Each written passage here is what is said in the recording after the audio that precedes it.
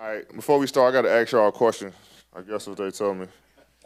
And three people can answer. Actually, I'm going to choose the three.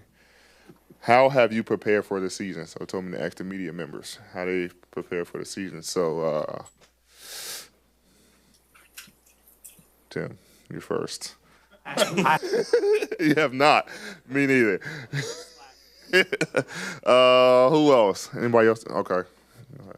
Spent as much time with my wife and my daughter as I could. Went on a family vacation to Mexico together for the first time. Okay, because you know you're going to be working a lot this season, right? Okay. We need one more. Okay. Okay, two more. You went to the doctor. Got a flu shot. Okay. Doctor, went to the eye doctor. I'm good to go now. Yeah, 50th year. Oh, congratulations. That's big time. Oh, 50. Okay. I'm with the hubby because I. Okay. Oh. Oh. Oh. I'm like, oh. I'm like, is that allowed in the workplace? The husband at home because knowing that I will be spending more time with my daughter. Yeah. Reporter. So yes, same with Dwayne. Yeah. 34 years in December. Oh, congratulations. Okay, perfect. All right.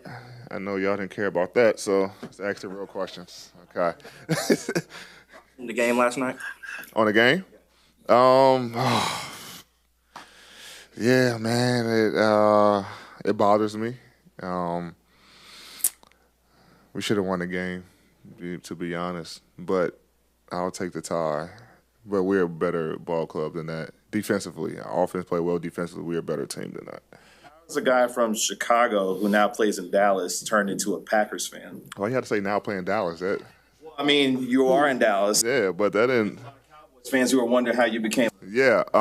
So I wasn't into football when I first got into the NBA, right? And my head coach at the time, Monty Williams, told me that I have to have a football team. And the way the Bears were going, that probably wasn't going to happen. And Randall Cobb went to Kentucky, and me and him were really cool. He got drafted to the Packers. So I'm like, well, I'm going to just cheer for whatever team he goes to and realize we're a very good football club. And that's how it kind of happened. I just kind of been a Packers fan since. So it's 14 years now. What's the recovery been like for you from the eye surgery, and how are you feeling now? And is there any lingering issues? Yeah, eye feels great. The redness still, like these drops I have to put in my eye, which causes like a little redness and stuff. But vision is back. I'm ready to go. So is this something you were playing through last year, and at one point you realized, like, hey, it's... No. I think when Gaff elbowed me, it kind of like caused some problems in my eye. Then in the summer, I always get like a routine checkup and realized that I had to have surgery. AD, last year, it's no secret, there was frustration after everything went down with the trade. It's a new season now. What is your message to Mavericks fans heading into the season? Same thing as last year when I got traded and I had a press conference. Nothing changes for me. The goal is still to bring a championship here. I think we have a good ball club. I think our biggest thing as a team is just is our health. Staying healthy. Other than that, I think we can be fine. But I'm happy to be here. I'm excited to be here, and I want to win here. Lady, tell us about what did you do this summer, and tell us the one thing that you're going to bring to the team this year that's different from last season. I was recovering from eye surgery all summer, so that was my summer, and then moving to Dallas officially. And one thing different from last year, just try to be on the floor. Obviously, like I said, health plays a factor, and game one, I got traded, got hurt. So I don't know if it kind of, shaped our season or not, but because no telling what would have happened in those weeks that I missed. But just want to be on the floor as much as possible, and knowing that give our team a better chance of winning to ultimately reaching our goal, which is bringing a championship here. Where were you, or what was your reaction to learning that the Mavericks won the #1 draft pick?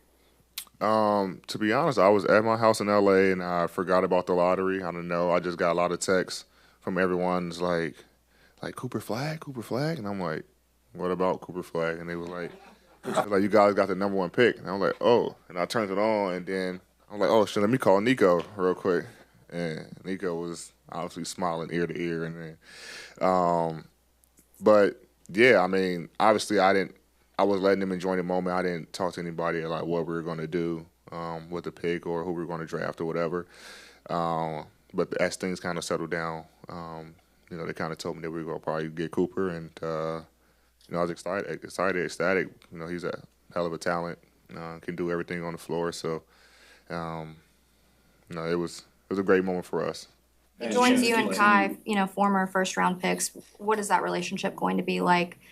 Just kind of laying the land of, what he's about to take. I mean, like I've said, to most people, he's in a different situation in the sense of as a number 1 pick, you're usually going to a team that is in a rebuilding mode. And it's going to be a lot of pressure on you to kind of help change that.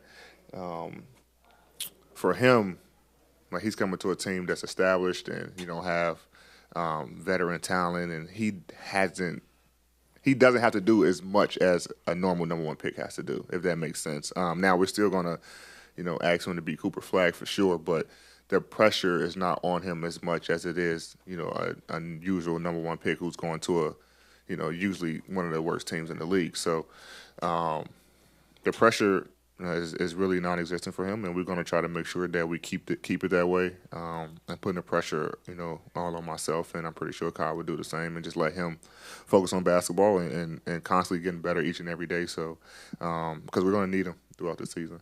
You come back from your eye surgery, obviously, do you plan on wearing protective goggles through practice, preseason, regular season games? How are you going to go about that part of the? Yeah, that is a mandate from the doctor that I have to. So is there a time frame for that? It's for the rest of the career. There's which I'm not too excited about. But so I've been wearing them in the summer, working out and everything like that. Trying to get used to them. But yeah, you guys will see me in the Horace Grants this year. Have you thought about Kareem's?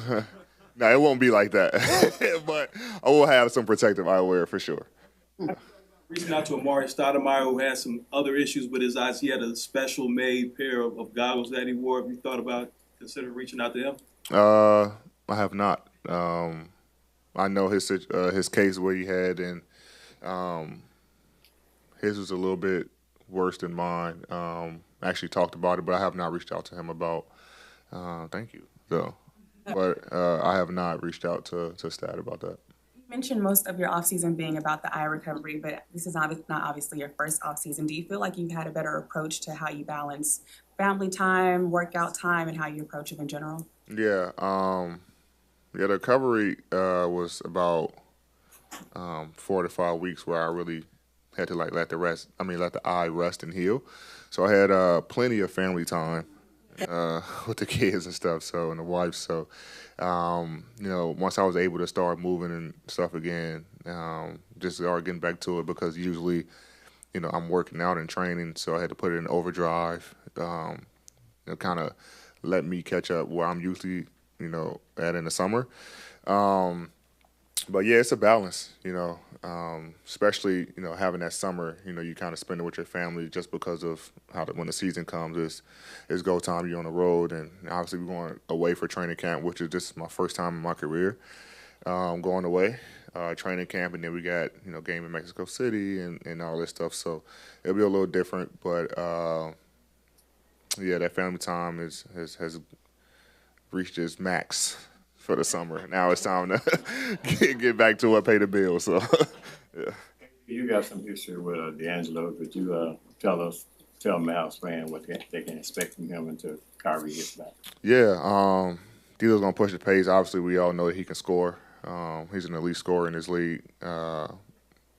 He's very vocal. He wants to win. I know it's like this narrative. And it's all about situation too. But it's like this narrative that he can't win, he's not a winner. I've been up close and with him, and obviously now, he told me too. Have you guys talked to him yet? You tell us. All right. No.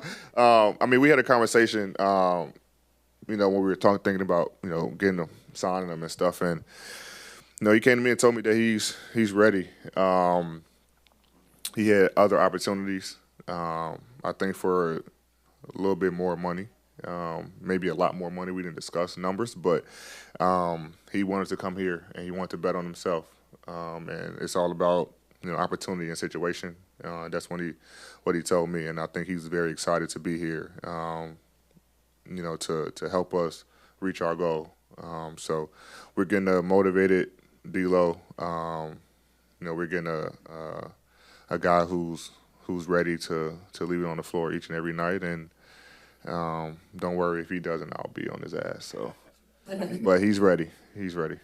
Now that you're going into your first full training camp with the team, obviously a lot of veterans already on the team, but just wanted to get an idea of what your leadership style is like.